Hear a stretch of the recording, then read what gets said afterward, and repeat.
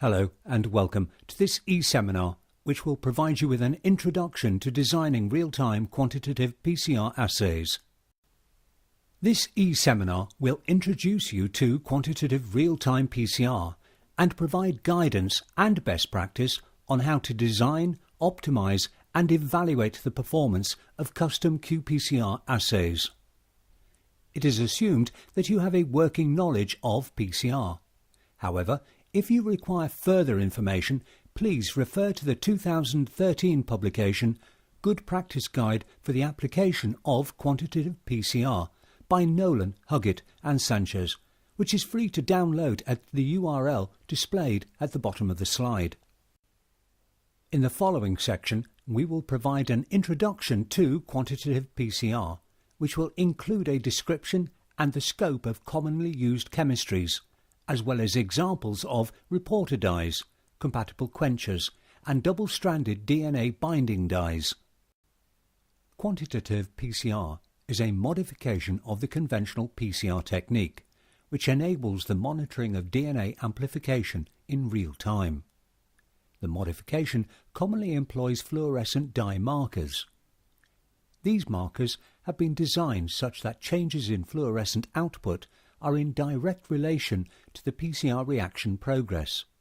Hence, the level of fluorescence detected at the end of each cycle will reflect the amount of amplified product present, and can be used to determine the abundance of the target in the original test sample. The real-time monitoring of changes in DNA concentration during a PCR reaction is commonly achieved through the use of fluorescence-based chemistries. Commonly employed chemistries include double-stranded DNA binding dyes and sequence-specific dual-labeled hydrolysis probes. Double-stranded DNA binding dyes exhibit an enhanced capability to emit fluorescent light on excitation when they are intercalated with double-stranded DNA. With hydrolysis probes, fluorescence is detected as a consequence of the release of a reporter dye molecule from the probe as a result of the enzymatic action of DNA Taq polymerase. As stated previously, a commonly used quantitative PCR chemistry involves the use of double-stranded DNA-binding fluorescent dyes. These dyes exhibit an enhanced level of fluorescence on excitation when intercalated with double-stranded DNA. As a consequence, fluorescence can result not only from the PCR product generated during the reaction, but also from any primer dimers or non-specific PCR products. Additional analytical techniques need to be employed in order to compensate for the presence of non-specific PCR products. An alternative and frequently employed fluorescent chemistry is that of dual-labeled DNA sequence-specific hydrolysis probes. With this class of chemistry, the proximity of a fluorescent reporter molecule to that of a quencher prevents the emission of fluorescence from a probe molecule in free solution. During PCR extension of the primers by Taq DNA polymerase, the reporter is cleaved from the hybridized probe, which contains the quencher, resulting in the emission of fluorescence from the reporter when it is subject to excitation. An example of dual-labeled hydrolysis probe chemistry is the Taq-Man probes, the reaction basics of which are illustrated on the current slide. Molecular beacons are single-stranded oligonucleotides that can form stem and loop structures in solution. The loop contains a DNA probe sequence complementary to that of a target sequence, and the stem is formed by the annealing of complementary arm sequences located either side of the probe sequence. A reporter fluorophore is linked to the 5' end of one arm and a quencher to the 3' end of the other arm. On hybridization of the probe to the target, a conformational change occurs which results in the separation of the reporter from the quencher, enabling the molecule to fluoresce. Scorpion probes resemble molecular beacons in structure, but with the addition of a covalently linked forward primer at the 5' end of the molecule. During the initial qPCR cycles, the Scorpion primers are extended and become part of the resulting amplicon. During subsequent PCR cycles, the probe sequence anneals to the target, causing separation of the quencher from the reporter, and enabling the reporter to fluoresce on excitation. The reaction kinetics for the Scorpion system make for very rapid reaction times. In addition, Scorpions are highly target-specific, which makes them suitable for the detection of single nucleotide polymorphisms. Double-stranded DNA-binding dye and hydrolysis probe-based chemistries share a number of key features, as well as possessing those that are specific to the chemistry. The key difference between the chemistries is that hydrolysis probes can be used to detect specific amplification products, whereas double-stranded DNA-binding dyes detect all of the double-stranded DNA molecules present, which can include primer dimers as well as non-specific PCR products. Both chemistries can be employed to detect as well as quantify specific DNA targets. However, hydrolysis probes are more specific and offer a straightforward way to multiplex assays. There are a large number of reporter dyes, quenchers and double-stranded DNA binding dyes, and a limited number of examples are shown here for illustrative purposes. Selection of a suitable dye or quencher will be based on the requirements of the analysis to be performed, but key considerations will include the spectral coverage capability of the real-time PCR instrument to be employed, and the need to avoid spectral overlap if multiplexing assays. The following section provides example guidance, recommendations and best practice for the design of quantitative PCR assays.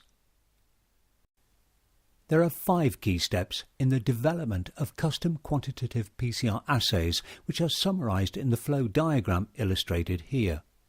However, the current e-seminar is aimed at the steps involved in stage 2 of the process and will therefore focus on the selection of an amplicon and the design of primers and probes. An amplicon is the target DNA sequence to which an assay is to be designed. It is likely to be a section of a much larger region of a sequence that has been identified as potentially suitable for discriminating one sample, e.g. plant species, from another. There are a number of recommended criteria for selecting an amplicon. It should be between 75 to 150 bases in length and lack significant secondary structure. Regions of high GC content should be avoided, as the PCR products to be generated should be of approximately 50% GC. The amplicon should also be devoid of regions of repetitive sequences, palindromes and SNPs. The design of primers and probes is a stepwise process. The initial step is to identify a DNA target and then, if possible, to obtain multiple DNA sequences for this region. This will usually require searching multiple DNA databases. Once a sufficient number of DNA sequences have been obtained, they should be aligned using appropriate software, regions of homology and polymorphism identified, and a consensus sequence generated and exported. The exported sequence can then be used in an appropriate software package to design primers and probes based on a number of design criteria that are described on the next slide. The slide illustrates the general criteria that should be applied when designing quantitative PCR primers and probes. For primers, a length of between 20 to 24 bases and a predicted target melting temperature Tm of approximately 60 degrees centigrade is recommended. Primer-based composition should be between 40 to 60% GC, and the difference in melting temperature between primer pairs should not exceed 2 degrees centigrade. For probes, a design length of between 20 to 30 bases is normal, but the theoretical melting temperature should be between 7 to 10 degrees centigrade higher than the average for the primers. This will ensure that the probe hybridizes before the primers and in advance of primer extension by the DNA Taq polymerase. For quantitative applications, the probe should be sited close to the 3' end of the forward primer, but not be overlapping. It is also preferable that there are no more Gs than Cs in the probe sequence, and that there isn't a G at the 5' end of the probe, as this will cause quenching. In addition to the main design criteria described on the previous slide, there are a number of additional key points to address. Ensure that the 3' ends of the primers are not complementary, as this can promote the formation of primer dimers, and that internal sites of self-complementarity are avoided, as these can lead to secondary structure formation. Runs of 3 or more Cs or Gs at the 3' ends of the primers should be avoided, as this may promote mispriming. The melting temperature provides an indication of how strongly two strands of DNA will hybridize together. For quantitative PCR primers, the melting temperatures should be approximately 60 degrees centigrade, i.e. 59 degrees centigrade plus or minus 2 degrees centigrade. For the probe, a melting temperature of between 7 to 10 degrees centigrade greater than that for the average of the primer pair is generally recommended. A number of methods have been proposed for estimating the melting temperatures of oligonucleotides. A widely employed method is based on the Wallace equation, which allocates 2 degrees centigrade for every A and T base present, and 4 degrees centigrade for every G and C base. However, most primer design software will perform the necessary melting temperature calculations. It is generally recommended that appropriate software be employed to assist with the design of quantitative PCR primers and probes. A number of oligonucleotide design software products are currently available, which offer a broad range of options for oligonucleotide design and evaluation. Examples of non-commercial primer and probe design software are illustrated on the current slide. These include Primer Blast from the NCBI, Primo 3.4 from Chang Bioscience, and Oligo Analyzer 3.1 from Integrated DNA Technologies. A broad range of commercial oligonucleotide design software packages are now available, 3 of which are illustrated on the current slide. Each of the illustrated products provides a comprehensive primer and probe design analysis package, the use of which have been cited in the scientific literature. Primer Express and Vector NTI Express are both distributed by Thermo Fisher Scientific, while Oligo is currently available from Molecular Biology Insights. The current slide illustrates the oligonucleotide input page of the web-based interface for the NCBI's Open Access Oligonucleotide Design Tool, Primer Blast, as accessed on the 3rd of July 2018. The DNA sequence for the target region can be copied and pasted into the input dialog box in FASTA format. Alternatively, existing sequence files can be linked and uploaded to the software directly. The software enables a number of primer design parameters to be specified, including product size, melting temperatures, primers and probe, as well as the relative primer positions within the target sequence. The software provides a graphical output, which enables the user to visualize the relative positions of the different primer designs. It also provides the DNA sequences for the primers and probe, as well as their primer lengths, melting temperatures, percentage GC content, and relative start and stop positions within the DNA target region. The likelihood of primer self-complementary structures occurring for both the 3' and 5' ends of the primers is also determined. This is evaluated by a numerical score, for which the larger the value appended to the design, the greater the chance of a self-complementary event. Interpretation of the Primer Blast output is summarized on the current slide. Primer and probe sequences are presented in the 5' to 3' orientation. The individual primer and probe characteristics provided include the length in terms of nucleotides, the relative start and stop positions within the input sequence, the individual melting temperatures of the primers and probe, the primer and probe GC content, and the degree of primer self-complementarity that could be expected. Evaluating primers and probe for potential cross-reactivity with non-target organisms is recommended. These types of evaluation screen for similarities between the design sequences and entries contained in pre-designated DNA sequence databases, e.g. GenBank. As such, the level of determined specificity is only as accurate as the sequence annotation available, and in practice, experimental evaluation of the designed assays should be carried out using appropriate reference materials.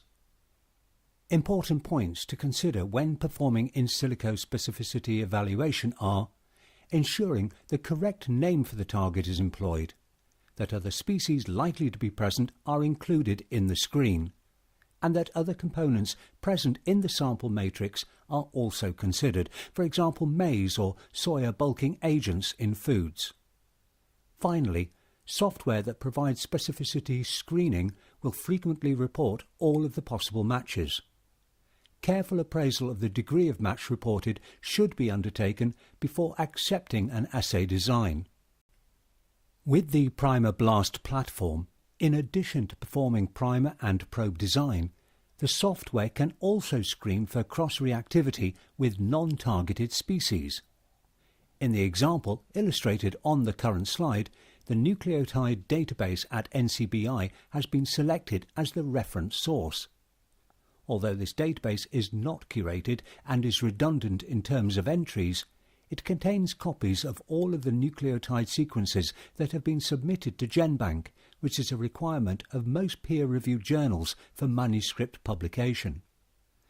It is also possible to specify which organism groups the primer sequences should be screened against. Finally, it is possible to specify the level of stringency that is to be used for comparison, for example, the number of matching bases between the query and a template. An example of the output from Primer Blast when performing an evaluation for primer specificity is shown on the current slide. Possible matches are shown in rank order of descending likelihood. Each record is shown in conjunction with a graphical representation of the relative position match between the template and the primer. The following slide summarises the information provided by this e-seminar. In summary, commonly employed chemistries for quantitative PCR include double-stranded intercalating dyes such as cybergreen and evergreen, or dual-labelled hydrolysis probes such as Tachman technology. When selecting an amplicon, regions of high GC, repetitive and palindromic sequences should be avoided. It is recommended that assay design be performed using appropriate software, and the following design criteria be applied. 1. That primers should be between 20 to 24 bases in length, with a melting temperature of approximately 60 degrees centigrade. 2. That probes should be between 20 to 30 bases in length, with a melting temperature 7 to 10 degrees centigrade higher than the average for the primer pair. 3. That the 3' ends of primer pairs should not be complementary. 4. Any primer self-complementarity be avoided, and 5. That runs of 3 or more C's or G's at the 3' end of the primers should be avoided. Finally, it is recommended that assay specificity be evaluated in silico prior to having the primers and probes synthesized. If you would benefit from access to additional information, the following slide provides a short list of sources of information for designing quantitative PCR primers and probes. In addition to the publications listed here, the Gene Quantification website also provides a comprehensive set of links to additional sources of information that may be of interest. We would like to acknowledge the support received in preparing, delivering and funding this e-seminar, in particular, the Department for Environment, Food and Rural Affairs, the Government Chemist Programme 2017 to 2020, the Department for Business, Energy and Industrial Strategy, the Food Standards Agency and Food Standards Scotland. And finally, we would like to thank you for your attention.